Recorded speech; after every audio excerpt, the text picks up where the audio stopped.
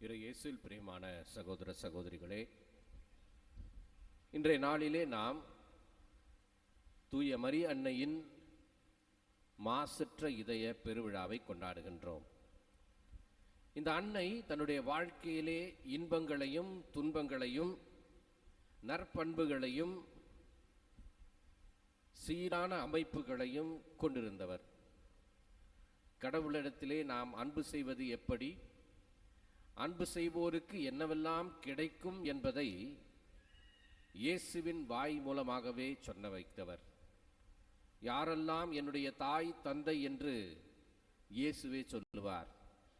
என்னுடைய சகோதர சகோதரிகள் என்னுடைய தாய் தந்தையர் யார் என்றால், யாரெல்லாம் என்னுடைய வார்த்தைகளை கடைபிடிக்கிறார்களோ, யாரெல்லாம் என்னுடைய தந்தையினுடைய வார்த்தையை உள்வாங்கி அதன் பிரகாரம் நடக்கிறார்களோ அவர்கள் என்னுடைய தாய் தந்தை சகோதர சகோதரிகள் என்று சொல்லுவார். இப்படி இயேசு சொன்னது இவரை குறித்துத்தான். தன்னுடைய அன்னை முதல் சீடராக இருக்கின்றார். தன்னுடைய அன்னை தாயாக இருந்து தனக்கு அன்பு தந்திருக்கின்றார். தன்னுடைய அன்னை பலருக்கும் ஒரு முன் உதாரணமாக இருக்கின்றார் என்பதையெல்லாம் ஒவ்வொரு நாளும் இயேசு நமக்கு தந்து கொண்டே இருக்கின்றார். இயேசு இறைமகன், அவருடைய இதய பெருவிழாவை நேற்றைக்கு நாம் கொண்டாடினோம். இயேசுவினுடைய இதயம் திரு இருதய பெருவிழா என்பது எங்கிருந்து வருகிறது என்றால், 1969 ஆண்டு பவுல் என்கின்ற பாப்பரசர், 6ஆம் பாப்பரசர், இவர் இந்த விழாவிற்கு அடுத்தபடியாக அன்னையினுடைய விழா, மாசற்ற இதய விழா வேண்டும் என்று அவர் நிர்ணயிக்கின்றார். அதன் காரணமாக இந்த விழாவை நாம் எடுக்கின்றோம், அன்னையின் மாசற்ற இதய விழா. இந்த விழாவிற்கும் இயேசுவின் திரு இதய விழாவிற்கும் என்ன ஒரு கனெக்ஷன், என்ன ஒரு இணைப்பு இருக்கிறது என்று பார்க்கின்றோம். இயேசுவினுடைய இதயம் என்பது அன்பினால் ஆட்கொள்ளப்பட்டிருக்கிறது. அவருடைய இதயம் முழுமையாக எரிந்து கொண்டே இருக்கின்றது.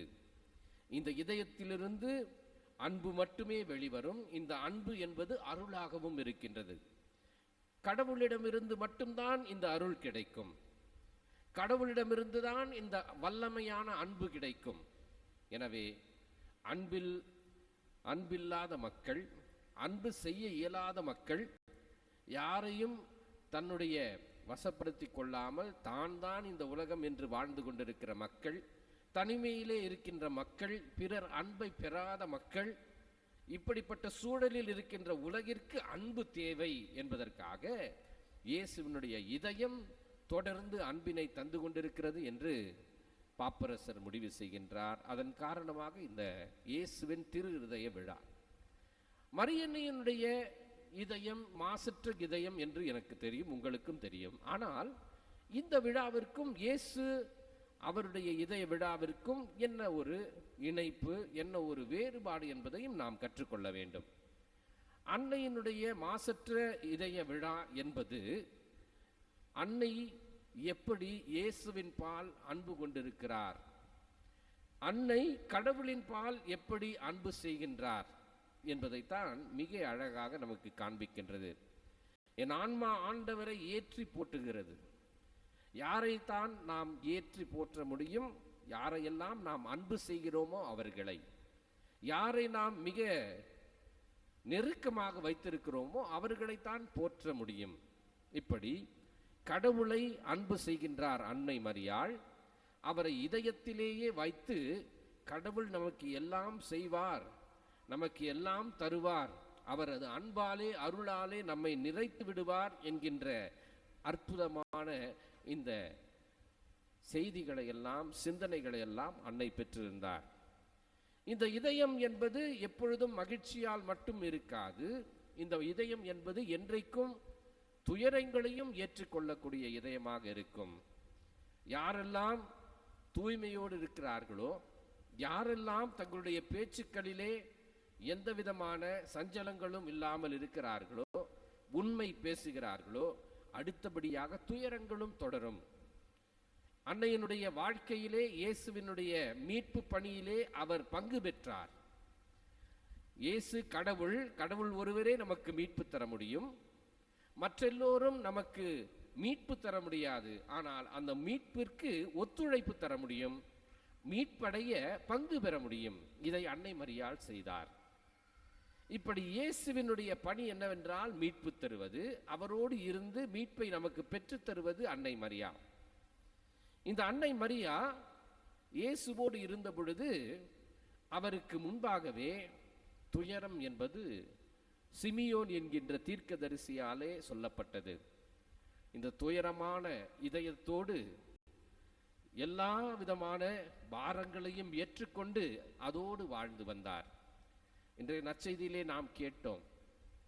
லூக்காஸ் 2ஆம் அதிகாரம் 19ஆம் வசனத்திலே சொல்லப்படுகின்றது, இயேசு துளைந்து போகின்றார், எருசலேம் ஆலயத்திலே இருக்கின்றார், மூப்பர்களோடும் மறைநூல் அறிஞர்களோடும் பேசிக் கொண்டிருக்கின்றார், போதிக்கின்றார். அவருக்கு எவ்வளவு ஞானம் கிடைத்திருக்கும், போதித்துக் கொண்டிருக்கின்றார். ஆனால் இயேசு எருசலேம் விழா, பாஸ்கா விழா முடிந்த பிறகு தன் தாய் தந்தையோடு செல்லவில்லை, அங்கேயே தங்கிவிடுகின்றார். மரியன்னையும் யோசேப்பும் உள்ளம் கலங்கி துயருற்று தன்னுடைய ஒரே மகனை, பெற்றெடுத்த ஒரே மகனை எங்கேயோ தொலைத்து விட்டோமே என்று விரைந்து மீண்டும் ஓடி செல்லுகிறார்கள். எவ்வளவு கிலோமீட்டர் நடந்திருக்க வேண்டும். ஆனாலும் அவர்களுக்கு அது பொருட்படுத்தவில்லை. அவர்களுடைய இதயம் துயருற்று இருந்தாலும் இயேசுவை நாடி இருந்தது. இயேசுவிடம் செல்லுகிறார்கள். சென்ற உடனே ஒரு பெருமூச்சு, நீ இங்குதான் இருக்கிறாயா, நானும் உன் தந்தையும் தேடிக்கொண்டிருக்கிறோமே. கிடைத்தவுடன் அவருக்கு வருகின்ற மகிழ்ச்சி பார்ப்போம். அன்னை மரியா மகிழ்ச்சியோடு இருந்தவர் தான். தன்னுடைய இதயத்திலே எந்நேரமும் மகிழ்ச்சி, தாழ்ச்சி இருந்தது. அதே நேரத்திலே அவருடைய இதயத்திலே துயரமும் இருந்தது. இந்த துயரம் என்பது எப்படி மடங்கி போகும், எப்படி மழுங்கி போகும், ஒழியும் என்றால், அந்த துயரம் இயேசுவை கண்டவுடன் எல்லாம் மறைந்து போகும். கிறிஸ்துவில் பிரியமானவர்களே, நாம் துயரத்தோடு வந்திருக்கிறோம். நமக்கு கவலைகள் இருக்கின்றது. எல்லோருக்கும் ஒவ்வொரு விதமான பிரச்சனைகள் இருக்கின்றது. இந்த பிரச்சனைகள் எல்லாம் இருந்தாலும் நாம் இயேசுவை கண்டுகொண்டோம் என்றால், இயேசுவோடு பேசினோம் என்றால், நம் துயரங்கள் எல்லாம் மறைந்து போகும். இந்த இதயம் என்பது இயேசுவை முழுமையாக சந்திக்கின்ற இதயம். அங்கு துயரமும் இருக்கும், மகிழ்ச்சியும் இருக்கும். இன்றைய நற்செய்தியிலே மீண்டுமாக பார்க்கின்றோம். 2ஆம் அதிகாரம் 51ஆம் வசனத்திலே அன்னை மரியா எல்லாவற்றையும் தாங்கிக் கொண்டு, துயரங்களை எல்லாம் தாங்கிக் கொண்டு வாழ்ந்து வந்தார். இறுதி நாள் வரை அந்த துயரத்தை தாங்கி வாழ்ந்து வந்தார். சிலுவையின் அடியிலே இயேசுவை தன்னுடைய மடியிலே கிடத்தி இருக்கிறார். மடியிலே கிடத்தி இருந்த பொழுது ஆழ்ந்த துயரம். அந்த துயரத்தையும் ஏற்றுக்கொண்டார். அந்த துயரத்தை ஏற்றுக்கொண்டு அதற்கு பின்பு அந்த துயரத்தோடே வாழவில்லை, மாறாக துயரத்தை கடந்து எல்லோரையும் ஒன்று சேர்க்கின்ற பணியிலே வாழ்கின்றார். ஆக இந்த தூய அன்னை மரியாளுடைய நெஞ்சம் எப்படிப்பட்ட நெஞ்சம் என்றால், அகுஸ்தினார் சொல்லுவார், இயேசுவினுடைய திரு இருதயம் நமக்கு எப்பொழுதும் அருளையும் அன்பையும் பொழிந்து கொண்டிருக்கிறது, நம்மை நலன்களால் நிரப்புகின்றது. அன்னையினுடைய தூய நெஞ்சம் என்பது நம்மை இயேசுவின் பால் அழைத்து செல்லுகிறது. அந்த அன்னை எப்படி ஜெபித்து வந்தாரோ, எப்படி ஆண்டவரை அன்பு செய்து வந்தாரோ, அப்படி நம்மையும் இந்த அன்னை தூண்டுகின்றார். இதனால்தான் இந்த தூய நெஞ்ச இதயத்தை நாம் ஏற்றுக்கொள்ள வேண்டும். இந்த வழிபாடுகளிலே நாம் காண்பது ஒன்று, அன்னை மரியா அன்புடன் இருந்தார், கடவுளுடைய அன்பை பிறருக்கு எடுத்துரைத்தார், நாம் எப்படி பிறரை அன்பு செய்ய முடியும் என்று வாழ்ந்து காட்டினார். கானாவூர் திருமணத்திலே ரசம் தீர்ந்து விட்டது. பிறருடைய பிரச்சனை, பிறருடைய துயரம் என்னவென்று உடனடியாக இனம் கண்டு கொண்டு அவர்களுக்கு உதவி செய்ய செல்லுகின்றார்.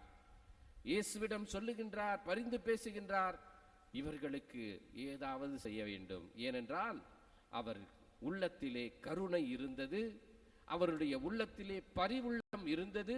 அந்த பரிவு இவர் பிறர் எப்படி இருக்க வேண்டும் என்று காண்பிக்கின்றார். இந்த மரியாவினுடைய மாசற்ற விழாவிலே அவருடைய ஆன்மாவை பார்ப்போம். அவருடைய ஆன்மா எப்படி தூய்மையோடு இருந்ததோ, அவருடைய உள்ளார்ந்த ஆன்மா எப்படி அழகாக இருந்ததோ, அப்படிப்பட்ட ஆன்மா நமக்கும் வர வேண்டும் என்று நாம் ஏற்றுக்கொள்ள வேண்டும், கற்றுக்கொள்ள வேண்டும். ஒருவருடைய இதயம்தான் மிக மிக முக்கியமான மையப்புள்ளியாக இருக்கும். எத்தனையோ பேர் இதயத்திலே ஹார்ட் அட்டாக் வருவதை நாம் பார்த்திருக்கிறோம். அப்படி வந்தவர்கள் எல்லாம் ஒரு தருணம் மறைத்துவிட்டு அவர்கள் லேட்டா அந்த ஹாஸ்பிட்டலுக்கு சென்றார்கள் என்றால் அவர்களுடைய உயிர் போய்விடும். உயிர் இல்லை என்றால் ஒன்றுமே இல்லை.